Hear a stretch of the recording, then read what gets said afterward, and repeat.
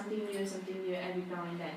But it's just that it can be very tough because I think the hardest thing for postgraduate is actually what topic do you want to do? Topics. Yes, topics. You have to brainstorm yourself. Like what topic? Yeah. Say for example, my area was like in auditing. I know why auditing, but I mean like I have had like a bad experience during I know my it's tough. It's very tough. Yeah, it's tough. So scared to hear about. Accounting itself is already tough, right? Yeah, and then did auditing because you like when you go into postgrad, you actually go deeper and deeper, and in fact like in auditing itself, it actually has so many branches. Same with everything else. There are so many branches that you can do, but you have to be specific and you have to be relevant to the industry as well. So not only you have to consider like when we talk about research, we have two sides. You have professionals, so people who are in the industry, and people who are academia, researchers. So sometimes, they can be the same, sometimes they're not. Whatever we discuss, in theory, sometimes it's not really applicable. So how to make it relevant?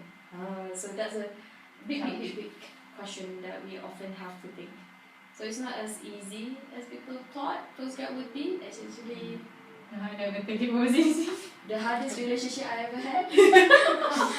Another 8 months to go. Oh my god, so much drama.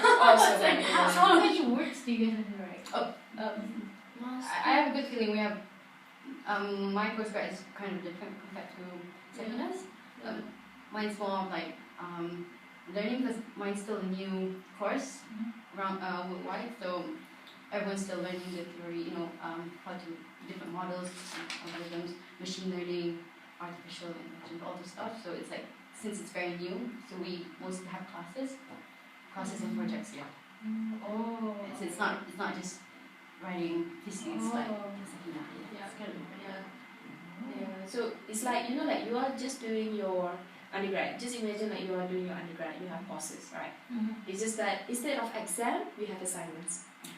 We don't have exams. So no exams at all. Oh, we do. Oh, you do. She does. I do not. It depends on the course. It depends on the course. Yeah. So how much do you write? How much do you write? You write, right? My dissertation has no word limit because really my supervisor was that kind. But for master, if I'm not mistaken, about 16,000 words. And PhD. That's crazy. 24,000, I guess so. Yeah, even more than that, I guess. So that's your thesis. Oh no! I'm writing 1,500 words already. Go crazy. Yeah, it's not easy. I can't imagine. It depends. Like if you have ideas to actually talk about it, and you have interest to talk about it, you can non-stop typing. You must your info. be a good writer too. Say that. So that's the purpose of your supervisor, is really to assist you. Sometimes they help you with the proofreading because they know that international students, of course, lots of them don't have English as the first language. So sometimes a lot of the supervisor actually helps in terms of your English. It's really important, I think. Yeah. You really need, I guess, like this. Not only the first, it would be your topic area. The second would be your supervisor, who can you work with. For me, I don't want to do auditing. I just do it because of my supervisor. I just want him. I don't care what his topic is. I just want him. He must be really good. Yeah, it's really good. Who is he? Richard Fisher. Oh. He's what we call an angel. Like really, we call him an angel, to be honest, because he comes from, because his mom is from Malaysia, and he used to live in Malaysia as well. So we kind of get that relationship already built from the beginning. So why not just work together? Yeah. So he. Wait. What was my question again? I'm sorry. So, is a supervisor like a lecturer? Yes, it has to be it's a the same.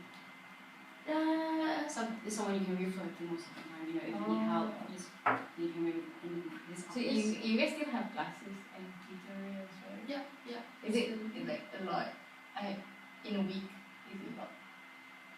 Mine's classes.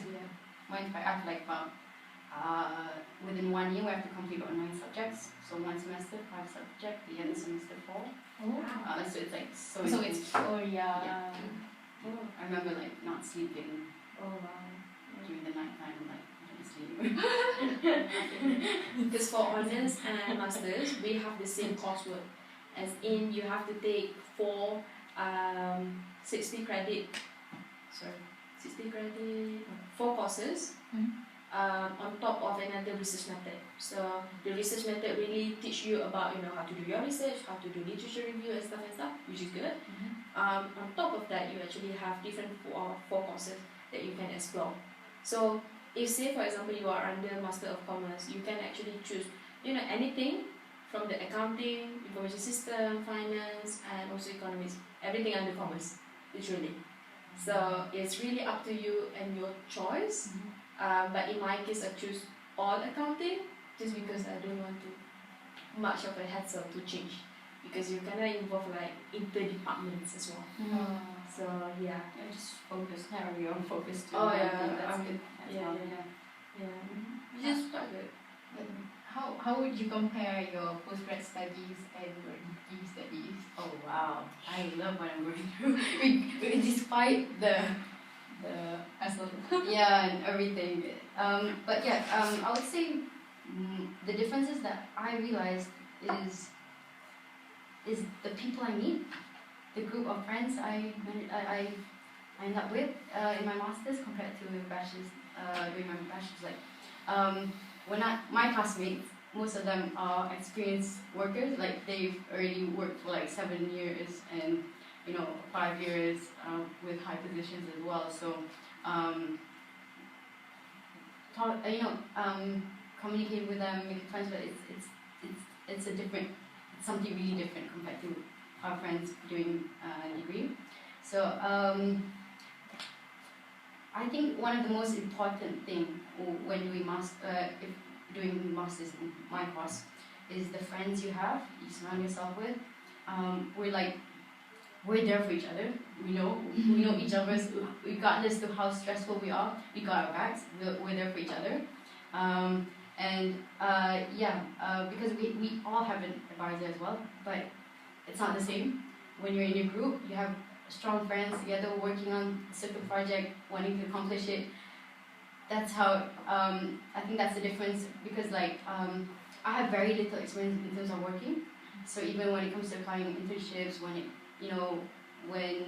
in terms of sharing life experiences, surrounding myself with these group of people, the way they think think ahead. It's not the same as unexperienced other students, but yeah.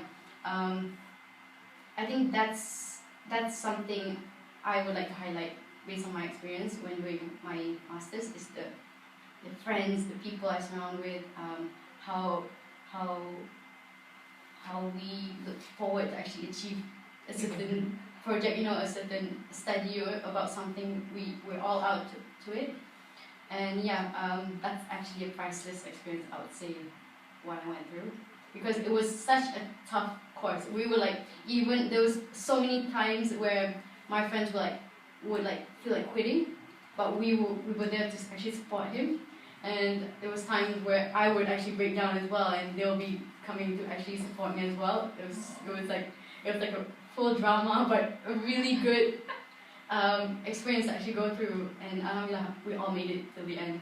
So when we finished our final paper, we were so happy. We the happiness we shared together as one big family was there. So that was a great experience, I think. And we have to be more independent when doing a masters. No one's there to actually tell us what to do. We have to move, we have to find our answers, we have to do our own research on different things, because it's not going to be simple, because I have no background in IT and stuff, so my effort to actually understand certain thing has to be doubled, and I won't actually be able to achieve where I am right now without my friends, I would say. So credits go to my friends. All of them, every single one of them, yeah. And I think support from other people. I think when you're doing masters, it's good to actually surround yourself with not just your classmates, but people in the work industry as well. Contact them, ask advice, motivation. It's actually the people around you what brings the best out of you. you come from a wonderful place. To be honest, switching from undergrad straight to postgrad is totally different thing. People thought that you might have think like, oh, it's easier because you don't have exam. No, it's actually harder. It's very hard. Very hard. And because I'm alone here, and all of my friends has went home, so technically no one. Even though I do live with another flatmate who's doing the same course, but we don't take the same course at all. I mean, we do have some overlapping ones, but you are on your own. Don't you have like friends doing the same thing in the same course or something? Oh yeah, we do have friends in the same course, but not that close. Not that close. I mean, yeah, we're not that close. I think because you're like working on your own thesis, you don't. So everyone's like so individual. Yeah, Okay. It's very individualistic. I would say that because we don't have group assignment whatsoever. We have a lot of member assignments as well. Yeah, so you require a lot of working together where I'm not. I see. Yeah, so this year I have had lots of mental breakdowns, I guess, because sometimes like you have done everything, you have prepared everything, but you just can't write. So I have had like call my parents 12 midnight here, just calling them just to be there, talking to them while I'm writing. Yeah, I do that exactly the same. Yeah. Typing my code and literally just put my phone there and just talk. How do I do this? Because sometimes like you want to write academically, you don't want to write like a diary. You're not writing journals. You are actually doing an academic piece of writing. So you can't use a simple choice of word. You actually have to use academically. Those kind of level, because sometimes when it actually sounds like you, they don't want it.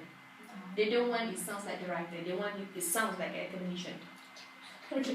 Yeah. Okay. So I had few mental breakdowns this year because really my English, people have thought like, oh, Sakina, you really have a good English. I was like, Yeah. No. When I first sent my draft, because both of my parents were lecturers, so they have had experience with this, so I often send my draft to them, which is luckily for me. I send my draft to them, every time I have like assignments, and my father actually said at the end when I had the last one, oh, Sakina, your English has really improved. I was like, was I really bad at the beginning of the year? Lucky you that you have friends that could actually really help. Yeah, because I don't have friends who's doing the same thing and who are in the same place. Because again, I got like really old people, like not old, because they have been working away, but because they don't have that research method course yet, so they don't know what they are writing. But luckily for me, I start with the research method first, and then I know how to deal with it. But for them, it's really hard because we all come from a different starting point. So I understand how to do it, they don't. So it's really hard, like to work together. I was like, no, I think I don't earn a lot if I work together, Yeah. So plus with the COVID, right? Like I'm doing full-time study, but I'm also doing part-time jobs, tutoring and also international office. So these two really took a lot of my time, really, because you see with the international office, I really have to deal with students, and oftentimes I went to a workshop, and there is this thing called vicarious trauma. So what it means, when somebody tells you any stories, it is the effect is as if you are the one experiencing it. So that's why whenever I have students contacting me any time of the day, because they're all overseas, right? Any time of the day, so sometimes like, oh, you just took it off and take a look at the WhatsApp or whatsoever, and they tell you about their situation. Sometimes you can actually feel it. You took on that burden. So that's why it was a bit harder for me, because I was juggling between this stuff and responsibility all over the place, and I admit it was very, very tough until now. Yeah. Oh, you look like you have it all together. Oh no, I did not have it all together. I was like breaking down all over the place, to be honest. I was a mess. Yeah, but thankfully, because again, like I don't have friends who's like the same age. So what I did is I have a group of colleagues like Will, Mickey and Tracy. We all like in the same team. So luckily, because I have these people who understand where I'm coming from. Because they even like, Sakina, don't come to the office today. Why? Do your assignment. I was like, why? Aww. I don't want to do it, but they Nice of want. them. Yeah. Yeah, what? That's nice of them. Like, Yeah. Yeah, they are the one who reminds me to do my assignment. I was like, no, I don't want to do it, but yeah. Luckily for them, they are the one who reminds me. Yeah. So nice. Yeah, they are very nice. So I got myself like really good support because they have been where I'm doing now, because they also have done their masters. They also have done their PhD. So they get where I'm coming from, and sometimes they know what I'm doing. It may seem like a small thing, just keep up with the social media and stuff. But yeah, it really takes time. Yeah. Sounds very complicated as well. Yeah, because whenever you do your research, you actually have to get into the zone. And I was so surprised because when I'm doing all of these things, my lecturer will be like, Sakina, take your time. It's okay, I give you an extension if you need it. I was like, don't give me an extension, don't give me an opportunity because I know I will use it, Don't give me that because I will use it definitely. So so they are very nice because they understand, they are also researchers. So they understand that once you want to do your research, you actually have to be in the zone. It's nice to hear, like, despite all the struggles you had to face, you had to go through, and there's still like beautiful people to actually, support you, understand you. That's like really nice to hear. Yeah. Like, I remember my first time when I first came to UC, I was supposed to meet up with Will, which happens to be an advisor for admission students here. He introduced me to another person who was in his final semester, was about to do his final project presentation. So when I met him, got to know him, I knew he was doing his master's in data science. So when he knew that I was taking it, the first thing he told me was like, he just shook his head and he's like, I don't know how you're gonna survive. It's gonna be so tough. I just don't know. That's his. He did not say anything positive to me. I just went quiet. I was like, okay, but something in myself told me like, I can't say something's hard if I haven't been through it. I can't just simply assume I won't be able to do it if someone else doesn't do it. So I won't allow anyone else's experience to demotivate me if I want to do something. Like if he does something, like he pursues something, the same thing that I pursue as well, I won't allow that to actually affect me, motivate me to actually do it. Because I haven't tried it. Because I know different people will experience different things along the way. So, but yeah, that actually shut me down for a while. But I was like, no, I have to do it. I gotta do it. No matter what, I want to do it. I have to do it. But yeah, that was like the first response, which I kept questioning. Like he could have said something positive as well, but he did not. He just gave me negative response to it. I was like, okay, but alhamdulillah, like I said, we can assume something's different for us if we haven't tried it, and yeah, Allah will ease our way as well if we believe in that as well. Yeah. What advice do you guys have for, like, maybe you aren't affected, but maybe someone like me would be scared with these stories and demotivated to continue studies? Like, what would you say? Do you recommend to study postgrad? Yeah. To be honest, postgrad is not for everyone. Whenever you feel like, okay, say you are someone who has been working in the industry and you felt like, okay, I want to learn more, I want to explore something else, or even a different course. Actually, doing postgrad, you actually have like two types of postgrad.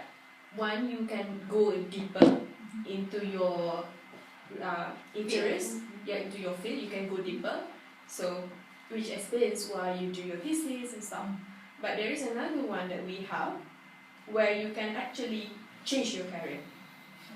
Yeah, so you really postgraduate, you have to choose, on your own. You want to go deeper into what you are doing, or do you want to change your career pathway?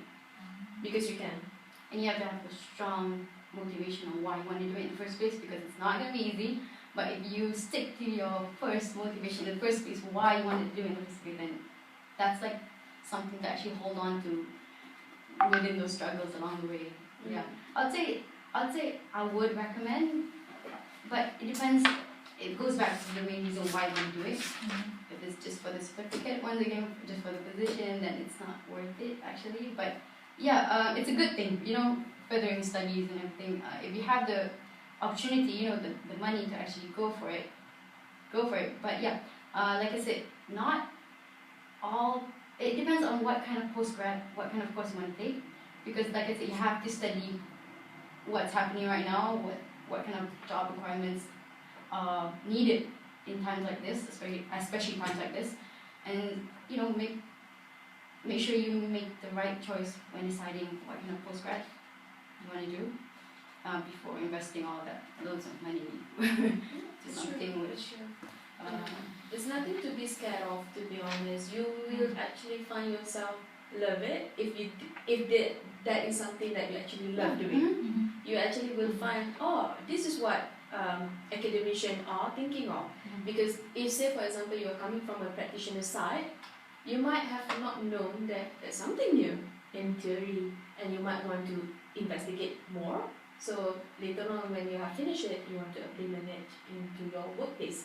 Can be. So it basically goes back. Do you want to work or do you want to study? Ask yourself that question first. Are you ready to work? Because once you go into the workforce, it will never be the same anymore. And yeah, when deciding the job you want, it's actually really good to actually get a job that when you wake up from your bed, you're eager to actually go into your job instead of just for the money. As most of like I know there's always a different way of seeing things as well. Like go for something that that brings meaning to your life, which you're on a good purpose as well. What you're doing is like you benefiting everyone else when you go to work as well. So in terms of postgrad, if you want to do postgrad, I think it goes back to your main purpose, why you want to do it. It has to be a strong why. Because I've heard before I did my masters, I heard negative stories of other people who drop out halfway during my masters in applied ethics, and so that actually scared me. But yeah, hold on to what you want to achieve, despite whatever anyone tells you. Just go for it. And yeah, I was the only one. Sorry, I was the only one, and only Malay. I think I was the first one to actually do data science. So it was a really scary thing as well for me because I don't have anyone to actually refer to. So sometimes in life I think even if no one does it and you think it's the right thing to do, go for it. Don't make that as a reason for you not to do it. Yeah, because for me, I was a bit scared in the first place. I won't have anyone to refer to in the first place. But if you don't start, then no one else will start. So at least be the first one to actually go experience it. And once you've experienced it, if it's something really good, encourage others to actually try and do that thing as well. Yeah, so be the first one to step up. That's why my focus was find a really good supervisor, a really good one who can be your best friend. Because you see, at the beginning of the year, I had an ego. I was I would not cry in front of my supervisor. I told him to his face like that. I was I would not cry in front of him. And then, about in the middle of the year, I actually broke down, but not because of research, but because of juggling, finding balance of all the stuff that I'm doing, all the commitments. Finding that balance was really tough because you were one you have to do this, now one you have to do your research. I think postgrad is full of tears, oh my god, I broke down a lot of times. I remember myself, I'll be on the phone, I'll be doing my coding, and around me full of tissues. I'll be crying and throwing up, but I'll be typing at the same time. That's not gonna stop me from doing, but I'm crying so sad. Till 4 a.m. in the morning, I'll be still doing it, and yeah. That's the experience that you won't actually be able to get it elsewhere. Once you went through it, then you look back and you say, wow, how amazing I actually managed to go through those kind of situations. It's something to make yourself happy at the end. But it was tough, but anyone could go through it, Everyone will experience something different, and don't think if other people go through something difficult, you'll be facing that same difficulty as well. Yeah, so. One thing I often think is that, okay, if my mom can do it while having kids and working, why can't I do it? Because like you're single and you have no commitments. I mean, technically, if you think about it, I should be able to do this because other people have other commitments at the same time doing it. So I was like, okay, I can't do this. Shit, I have to keep up, Sorry about my language, but yeah, you really have to keep up with it because, as a woman, people would thought, why you study, further, and people would be like, no, you don't need to. But for me, it's like, when you have done your postgraduate, regardless whether master or PhD or whatever, you really feel that accomplishment because really not everyone can do it. Not everyone. Yeah. So at the end of the day, you will feel such an accomplishment, to be honest, because it's not easy. It's like a self-achievement. You feel happy about yourself. You don't have to tell everyone, but you feel so happy about yourself. Like just grateful for having actually go through. Yeah. I was miserable a lot. I was. Like at the end, I was doing the invigilation processes for the offshore students, right? And I had something new in the middle of my work. So while I was doing something, I was supervising other people, I had to do my assignment. Yeah. But my manager would be like, do you want me to call your course coordinator to extend it for you? I was like, thank you. Yeah. So people are very, very understanding when it comes to research. People here are way more understanding than I expected. That's good. Yeah, because I was like, you have that ego, you don't want to have an extension. It's like, no, I can do it. Yeah. But actually you can't.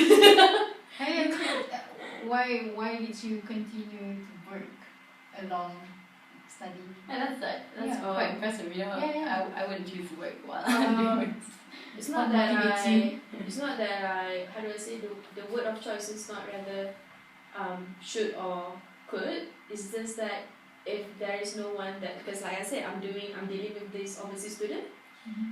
If no one is handling them, no one else can. So that's why I reckon I better help them, to be honest. It's not about the money, to be honest. It's about giving these students a better university experience, because we understand because of COVID they can't be here, but why do they have to compensate or compromise that university experience? So if not, people would be questioning online and on campus. So yeah, so that's why I was helping out a lot, because really they can't. Because sometimes we have like technical issues. I literally would do the invigilation using WhatsApp video call or WeChat or Kakao or Facebook. Literally like my phone. Yeah. I have all sorts of social media platforms. Yeah. Because I'm handling all countries except for China. So any other countries? Okay, that's me. Yeah. So yeah. I've dealt a lot of people from different countries, different social media platforms, and really and dealing with high-risk students as well, which can have mental health issues, which in Malaysia is not something common. I mean, at least now it's become like created awareness, but for people like us, or at least a generation before us, you don't have mental health. You just pray to God and stand, But not here. So you really, throughout my work, I have to deal with these kind of different students. So really know how to navigate the conversations around them, because you better not trigger.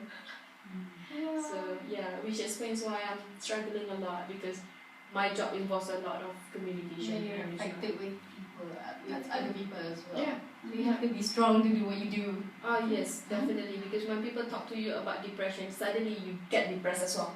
Yeah. And people have talked about suicide and stuff, but really it's not easy. I was like, oh no, this is not my expertise. But how do you do? Because these people actually rely on you. You are the first point of contact, and that is why, like, as much as hard my job is, I enjoyed it, because at the end of the day, you actually learn. Yeah, it's not as easy as you think. So as much as I learn from them, I'm actually learning about myself more. I actually realized that at the end of the day, you have no one else except yourself. That's like what I've learned throughout my postgraduate. No one can help you. You are on your own in a different country. Yeah. So next, let's talk about Lincoln University. Right. So, do you still remember Lincoln? Let me think. Yeah. Just kidding. Oh, about Lincoln? Yeah. Why didn't you study there? Oh, why did I choose Have Lincoln? you continued? Have you ever decided to continue there? No. So one of the reasons why I came to Lincoln is that what you mean? Yeah. Okay.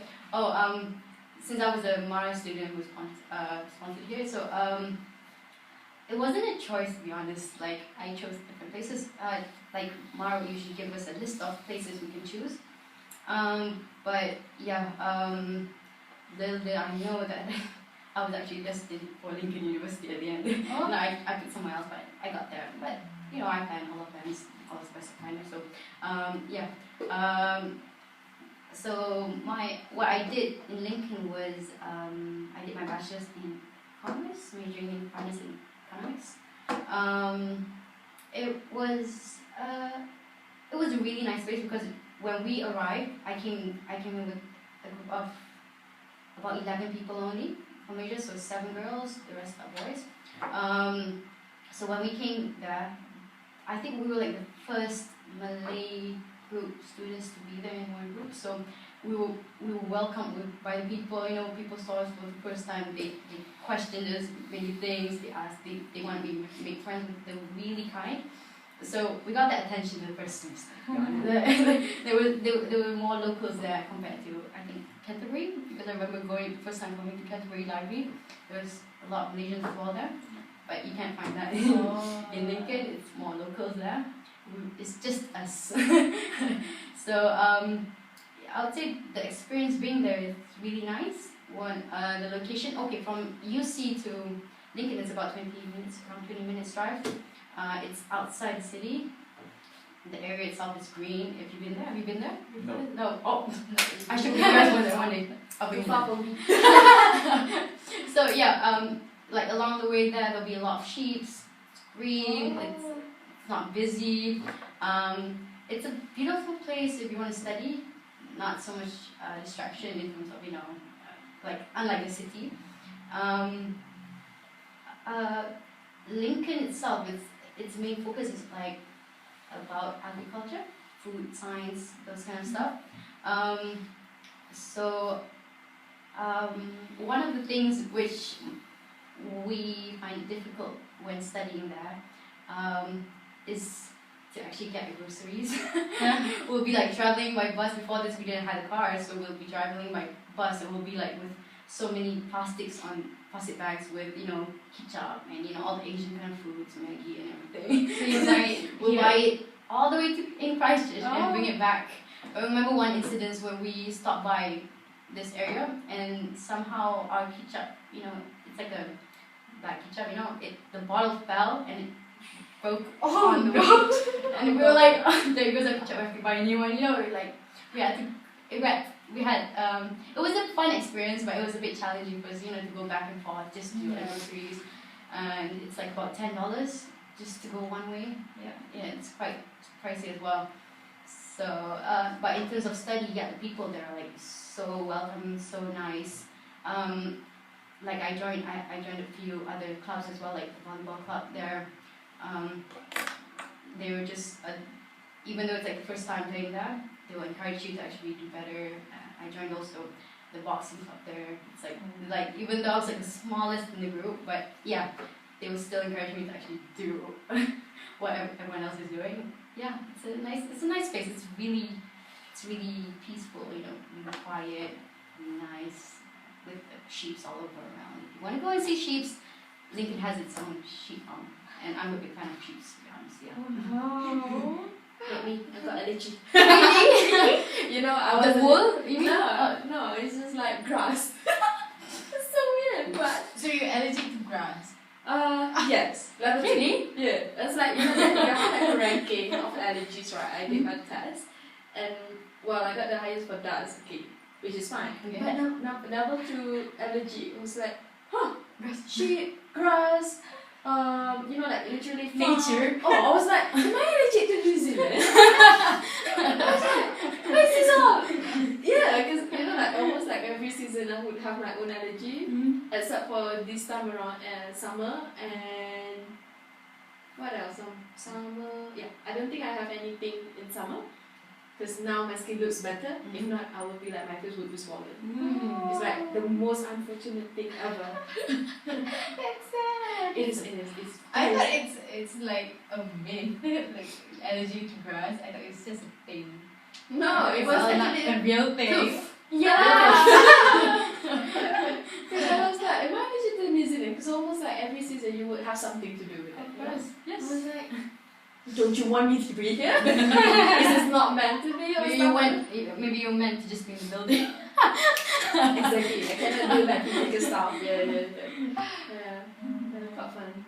Yeah. Sha, do you have anything to add? No. No. So after listening to their stories, do you want to pursue your postgrad studies? Oh, I think no. At the moment, no. What course are you taking at the moment? I just finished my final exams 7 November. So I'm waiting for the results this Friday. Which if everything goes well, I will eventually graduate. Which I planning to graduate in April because I think there's a considerable chance that the border of New Zealand might open, so my parents can come. What course is that? What course? Sorry, what? Commerce in accounting. Yeah. Oh, okay. Accounting as well. Same as Sakina. Awesome. My junior. Oh, wow. Yeah. I feel absolutely How do you? older. You have juniors now. How do you find the course? Like, I know it's tough, huh? Anything's happening. It's alright. Sorry. Which one? 312? Sorry? 312, are you doing it? Yeah, this semester, yeah. I think I might have marked your papers. Oh, really? Be nice to her. Yeah. Trust me, like, to be honest, I've marked a lot of their papers. I was like, hey. Put aside. I was like, okay, I can't hop. Bye-bye. Right. I tried, but I can't. Yeah. Okay, so to wrap up this episode, I have one last question to ask each of you. If you have one word to describe 2020, what would it be? One word. Oh my god, the first word out was a curse word. I'll say challenging. I was like, wait, I better find a appropriate word. Challenging. Challenging for you. Challenging. 2020, yeah, this year. Challenging, yeah. Mine, alive. Live. I like that. Alive. Alive. Yeah. Oh, good. Okay. So that's all. We haven't. Actually, we have still around 6 minutes left. So alright. I think there's some questions about Samsa for Sakina. Oh, okay. Okay. Oh god. So Samsa, you've been a VP Yeah. 2017, 2018. Yeah. So how was your experience? So I first came actually compete for the president position. Yeah. But it was just a challenge because trying it. And then they asked, oh, why don't you be the vice president? So I got the vice president job. Did a whole lot of stuff throughout the year, and then in the middle of the year they said, Sakina, can you please be the producer for Malam Malaysia? I was like, do I? Because to be honest, I have not been involved in the production before. So I kind of like scared to join it and actually manage it, because I told them, well, I can help in terms of administration, but really the creativity side, you got to help me. So we got like a higher committee sort of, 4 of us, and they helped me a lot in terms of understanding with creativity. For me, I can't really see creativity. I am an accountant. I can see black and white. Can't see the gray area ones. Yeah, I can't. So they helped me a lot in terms of that, and yeah, I helped out in terms of the UCSA connection with them. So I was quite close with the UCSA president at that time, and yeah. That's all. At the end of the year, we got the best performance and the best international club. I think it was the 7th time in a row. Yeah. Yeah, so quite good, because after that everyone just knew us. That's good achievement. Yeah. You're also in the same organization, right? Like an Oh. intern, back in under LUMSA. Yes. Yeah. We met there as a CMSA and LUMSA together. Actually, We did like one program, Merdeka Day, I think. Yeah. With CMA. Were you the CMSA. executive? I was a vice president during that time as well. So So that's you how we guys actually both met same up. position. Yeah. That's how That's why we were kind of we close. knew each other from different places, not in UC actually. Yeah. Quite interesting. Yeah, quite fun. Yeah. It's just that for LUMSA we had more smaller activities, just activities to, you know, get ourselves closer to each other.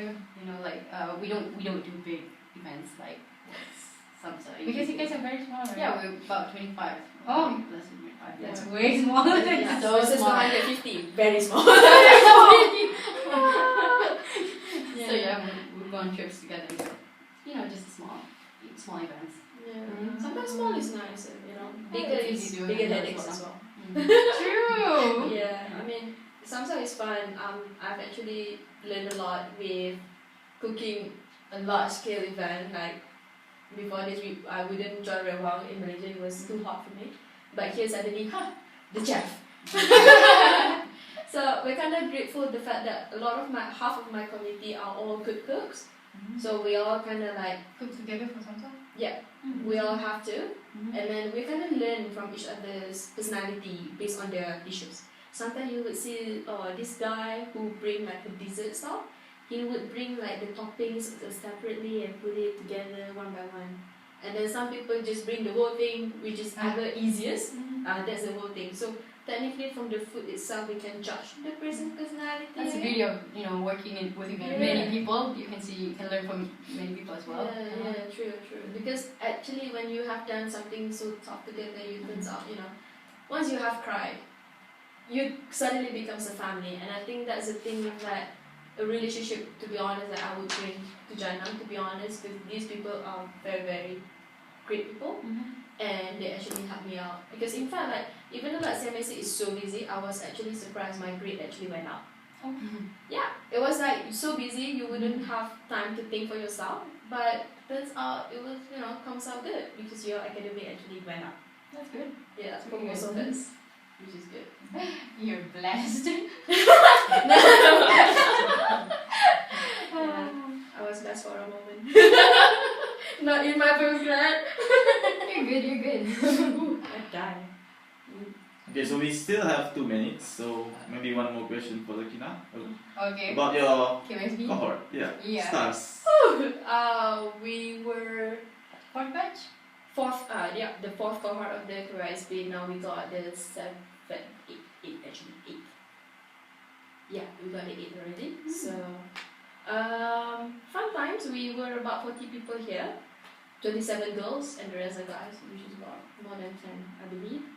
I mean, we were quite a close-knit family between us girls. We have this group called the UC Girls, and literally every month we would celebrate each other's birthday. And then when it comes to it, we would do like open houses. We have about 7 or 6 houses, including the guys, right? So we would do open houses. Literally, we are meeting the same people. But when we go to each open house, we'll be like, oh, hi! Like as if we haven't met for a while. Yeah, That's So, totally something I do as well. Yeah. Yeah, so I mean, to be honest, it's quite a fun because I really love my batch because we are super close, unlike our friends who are in different universities, because they all turn individualistic. We all turn collectivist here. So whenever we have exam assignments, we do together. Like we have like a subgroup and we combine our answers together. So that's how we actually survive our academic years, because everyone have different answers and we combine them and we actually discuss, because a lot of us are more into the major not information system, still accounting, but minor in information system. I did my minor in economics, which is about only 4 of us, well actually 6, but yeah, only 4 of us survived that. So yeah, quite fun times, because to be honest, I felt like my iman is more taken care of when I'm with these people, because sometimes other people will get quite a shock and suddenly change. But I'm really grateful that I have friends like that who's really keep you close. Whenever you go to their house, they would be like, Skida, what do you want to eat? I was like, thank you for taking care of my tummy. Because they are very nice, they are very Islamic, and I felt like, oh, that's what keep me together. And once you have that, during my undergrad, when I came here for my postgrad, it's like becomes your foundation. Like you know where to cross or when not to cross your lines. So your friends are definitely an influence on you. So surround yourself with people that you want to be, and don't feel like peer pressured into doing something that you don't like. That's something that I've learned when especially you are overseas. Do you miss QSB? Do you miss QSB, your time? Sort of. I kind of miss it because I just don't like the internet connection and the monkeys. I just don't like that one at all. Oh, yeah. Yeah, but Something common everyone experiences. yeah. So, but I rather miss it because I feel like it was so much easier back then. Yeah. It was just so much tougher. Alright, yeah. I think that's it. We've already surpassed our 1 hour mark. So just one last thing. Any shout outs from both of you guys to your friends or family, parents, anything, shout outs. Oh. Small. I like to shout out to for some of my parents, who was super supportive all the time. My uncle, Auntie Iman and Auntie Diva, who actually inspired me to actually do data science. They actually took me out for dinner and talk about data science the whole day at that time, and it was super inspiring. My friends who were with me throughout my masters, you guys were awesome, super awesome. I wouldn't want to know anyone else besides you guys, which were always with me throughout my struggles. And Mara is so important. I have to say thank you so much to Mara as well, because without your help, I wouldn't be where I am right now. Without all the support and everything. So I'll I'd like to thank Mara a lot. Yeah, my shout out would be of course to my parents, definitely, because they have been through me. My friends, UC girls, good girls with my UC girls as well. They have been updating my life now and then. And my work colleagues as well, Will, Tracy and Vicky, they are absolutely wonderful family that I've had here. And then I also had some CMSA people who helped me, my CMSA committee, Go, Tasha and William, who are still here. So thanks for them. And I don't think I have much, but thank you. Alright, that's it. So a huge thank you for both guests and our new hosts for giving life to our newest episode today. So that's it for this episode. See you lot in the next one. So have a good day. Thank you. Bye.